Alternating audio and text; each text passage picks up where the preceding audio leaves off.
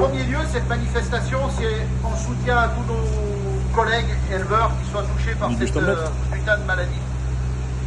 Ce que je veux dire, c'est que malheureusement, il n'y a pas que cette maladie comme problème dans le monde agricole. Et aujourd'hui, on est aussi là pour demander à Madame la Ministre qu'elle active son fameux plan vigne qu'elle nous a promis au CITEVI. Hein, pour l'instant, on n'en voit toujours pas la couleur. Donc on est déjà à fin décembre, donc on ne pourra pas attendre très très longtemps.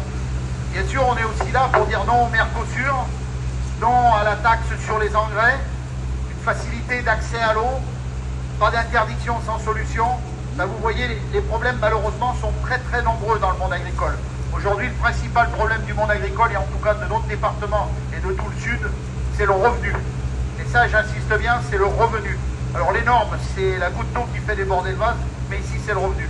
Donc on demande à Madame la Ministre de rapidement se pencher là-dessus. On a 7 ou 8 mesures que je viens de citer, on en dira peut-être d'autres, qui sont très très importantes et qui pourraient donner du revenu aux agriculteurs, parce que c'est ça l'essentiel. Parce qu'on serait tous bien chez nous, on serait tous... voilà. Le problème, c'est que si on ne se mobilise pas, ben, malheureusement, on nous marche dessus. Et on l'a vu il n'y a pas très longtemps. Donc aujourd'hui, c'est une action ponctuelle qui est appelée à se renouveler. Alors pourquoi on ne fait pas une action qui dure?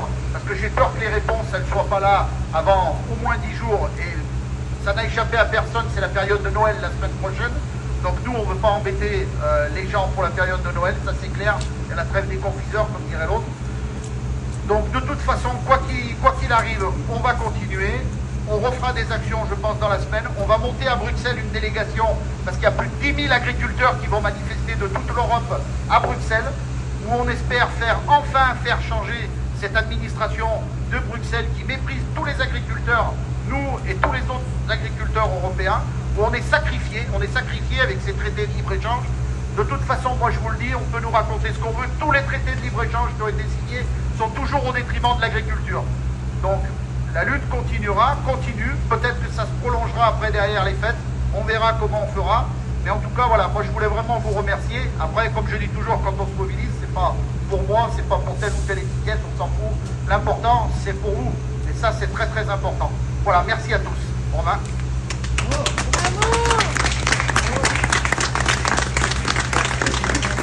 Bonjour à tous. Encore une fois, merci beaucoup de vous être mobilisés. Merci à tous de vous être mobilisés aux 4 coins du département. Écoutez, ça fait chaud au cœur. Si on est aujourd'hui aussi nombreux, c'est quand même triste, hein, parce qu'on a ici tous autre chose à foutre que bloquer des autoroutes aujourd'hui. Si on a bloqué des autoroutes et que les mobilisations reprennent, c'est tout simplement parce qu'on nous traite avec mépris, avec un mépris depuis trop longtemps. Les dernières images que l'on a pu voir sont inadmissibles. C'est pas normal de traiter des gens qui font 80 heures semaine et qui nourrissent les Français comme on est traité. Voilà, donc merci à vous de vous mobiliser. Sachez que vous êtes les gardiens d'une terre et d'un savoir-faire, d'un savoir-vivre.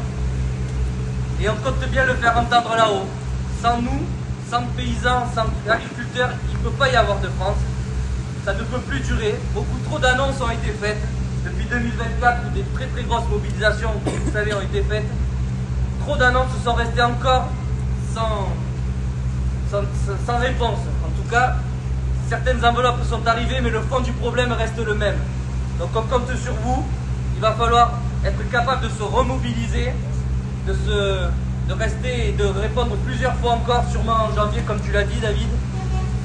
Donc il faut être, je pense, responsable quand même. Les temps ont changé, il faut le savoir. Le syndicat n'est pas un totem d'immunité, malheureusement. Faites attention. On a tous des familles, des femmes, des maris, des enfants. Les fêtes arrivent.